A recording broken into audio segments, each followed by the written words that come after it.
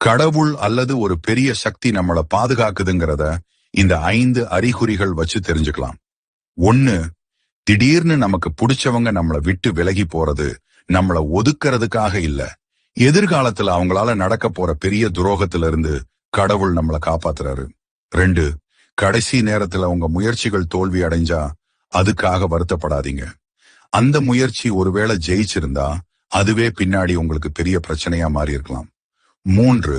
வாழ்க்கை உங்களை ரொம்ப கீழே தள்ளிடுச்சுன்னா அது உங்களுக்கு கிடைச்ச தண்டனை இல்ல.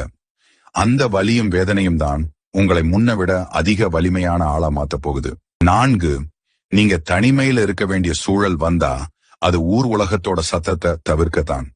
அப்பதான் மத்தவங்க சொல்றத கேட்காம உங்க மனசு சொல்ற உண்மையை உங்களால உணர முடியும். 5. எவ்வளோ கெஞ்சியும் சில உறவுகள் கிடைக்கலன்னா நமக்கு பின்னாடி அவங்க பேசின துரோக பேச்சுகளை இறைவன் கேட்டுட்டாரு.